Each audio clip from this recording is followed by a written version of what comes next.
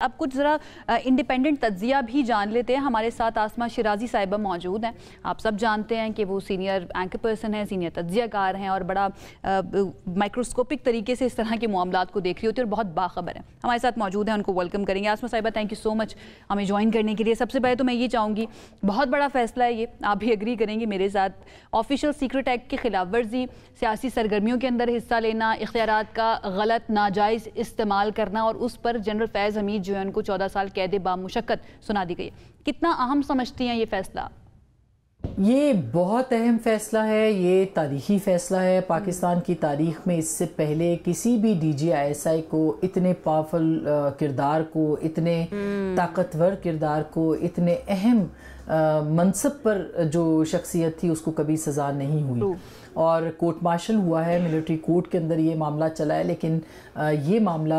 ایک تاریخی نوعیت کا اختیار کر گیا ہے اور پاکستان کے اندر یہ انپریسیڈنٹڈ ہے, جس کی بہت ضرورت محسوس کی جا رہی. اس کا جو ہے وہ ٹرائل ہوا ہے. تو ہم یہ کہہ سکتے ہیں کہ شروعات ہے, ایک ابتدا ہے کہ پچھلے کچھ عرصے کے اندر جو ایک پورا نظام بگاڑا گیا تھا اور بڑے سلیقے کے ساتھ اس کو بگاڑا گیا تھا, اب اس کو دوبارہ ان پلیس کرنے کے لیے, اس کو دوبارہ اپنی جگہ پہ رکھنے کے لیے, اس کو دوبارہ بہتر بنانے کے لیے ایک نئی چیز ہوئی ہے, ایک نیا پن ہوا ہے. مجھے بڑا اچھا لگا آپ نے جو انالوجی استعمال کی نا, بڑے سلیقے کے ذریعے بگاڑا گیا تھا ماحول کو. بہرحال اب ایسا لگ رہا ہے کہ سدھارنے کی طرف جا رہے ہیں کچھ لوگوں کے مطابق. آپ کو کیا لگتا ہے آسمہ صاحبہ, بڑا امپورٹنٹ سوال اب یہ بھی پوچھا جا رہا ہے کہ کیا اس سزا پر مینوان عمل ہو پائے گا یا اس کے اندر کچھ کمی بھی ہو سکتی ہے آگے جا کر؟ دیکھیے, عمل تو اب اس کے اوپر سزا تو سنائی جا چکی ہے اور جو 15 مہینے کا جو ٹرائل تھا وہ بھی کیا گیا ہے, اور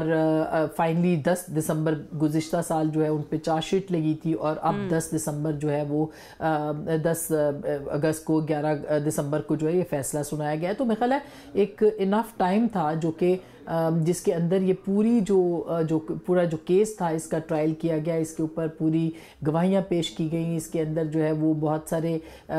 جو ان کے اپنے گواہان تھے ان کو پیش کیا گیا, اس کے اندر ایک پورا ایک ٹرائل کر کے پھر فائنلی جو ہے وہ یہ فائنڈنگز دی گئی ہیں. تو ایک تھاٹ پروسیس بھی اس کے ساتھ ساتھ چلتا رہا ہے کہ ادارے کے اندر جو چیزیں ہوتی رہی ہیں وہ بھی دیکھی جاتی رہی ہیں.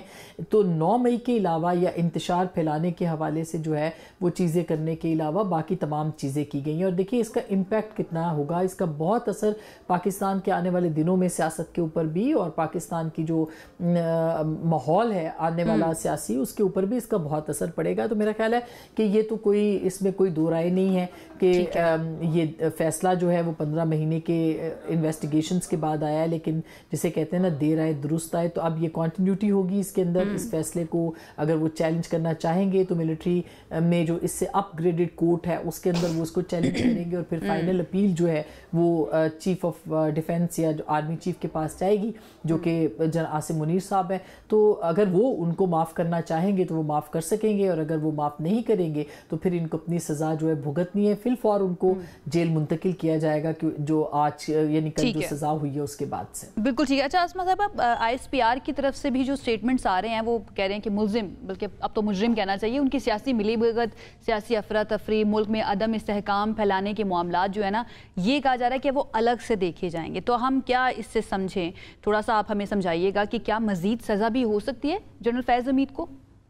دیکھیے اس پریس ریلیز سے جو کہ کل ہمارے سامنے آئی ہے, اس میں ایک چیز جو کہ ہے جو سامنے آئی ہے اور وہ بہت اہم ہے, وہ یہ ہے کہ جو سیاسی انتشار اور عدم استحکام سے متعلق معاملات ہیں ان کے اوپر جو فیصلہ ہے وہ ابھی بعد میں کیا جائے گا. یعنی اس کا مطلب یہ ہے کہ یہ پریس ریلیز اشارہ کر رہی ہے کہ جو 9 مئی کے واقعات تھے, ان 9 مئی کے واقعات کو سامنے رکھتے ہوئے, جس میں کہ پورا ایک نیکسس تھا, اس نیکسس کے اندر کہاں سے ڈائریکشنز آ رہی تھیں, کون سے سیاسی لوگ اس کے اندر تھے, کون سے میڈیا کے لوگ اس کے اندر تھے, کون سے اس میں عدلیہ سے لوگ تھے, اور پھر فوج کے انٹرنل بھی جو لوگ اس معاملے کے اندر جو 9 مئی کو ہو رہا تھا یا سیاسی انتشار پھیلانے کی کوشش تھی یا کو کرنے کی کوشش تھی, اس کو اس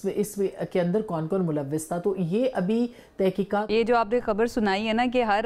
فیلڈ کے لوگ جو اس کے اندر ملوث ہیں ان سب کے خلاف کارروائیاں ہو سکتی ہیں, اس سے ڈیفینیٹلی بہت سے لوگ ڈر بھی جائیں گے. اچھا, اور کس کو, اسپیشلی اگر میں پولیٹیکل پارٹی کی بات کروں یا پولیٹیکل پرسنالٹیز کی بات کروں, آپ کو لگتا ہے کہ ان کو بھی اس سزا کے بعد تھوڑا سا ذرا الرٹ ہو جانا چاہیے کہ ان کی باری آنے والی ہے؟ ابھی جو 4 ایلیگیشنز تھے ان کے اندر جتنے لوگ ہیں ان کے اوپر بھی اسی ٹرائل کے دوران جو ہے وہ کام ہوا ہے اور ان کے اوپر جو ہے وہ شواہد اکٹھے کیے گئے ہیں. آگے جا کے اس سے کنیکٹڈ جو لوگ ہیں ان کی بھی گرفتاریاں عمل میں آ سکتی ہیں اور ہو سکتا ہے کہ اگلے چند گھنٹوں کے اندر ہی یہ سب چیزیں جو ہے وہ ہو جائیں. لیکن جو اصل معاملہ ہے وہ 9 مئی کا ہے اور اس 9 مئی کے جو کیسز ہیں اس کے اندر عمران خان صاحب کے حوالے سے اہم معلومات بھی آگے جا کے آ سکتی ہیں اور صرف یہی نہیں بلکہ ان سے متعلق لوگ جو 9 مئی کی سازش میں کنیکٹڈ ہو سکتے تھے یا ان کے ساتھ منسلک ہو سکتے تھے ان کے خلاف بھی جو کہ عدلیہ سے بھی ہو سکتے ہیں جو کہ میڈیا سے بھی ہو سکتے ہیں ان سب کے خلاف بھی کارروائی جو ہے. آسمہ صاحبہ اس فیصلے کے سیاسی اثرات ویسے تو آپ بتا ہی رہی ہیں کہ بہت زیادہ ہوں گے اور ڈیفینیٹلی سب کے کان اس وقت کھڑے ہوئے ہیں اس خبر کے آنے کے بعد. آپ کو کیا لگتا ہے کہ مزید کیا ہو سکتے ہیں اور اگر ہم 9 مئی والا معاملہ جو ہے یا اس کیسز کو خاص طور پر اپنے ذہن میں رکھیں تو کیا ہم یہ سمجھ سکتے ہیں کہ بانی پی ٹی آئی کے لیے بھی کافی زیادہ مشکلات ہونے والی ہیں یا ان کے ساتھ جو لوگ موجود تھے؟ دیکھیے اس کے تو بہت دورس نتائج ہوں گے, اس کے بہت دورس اثرات ہوں گے. اس کی وجہ یہ کہ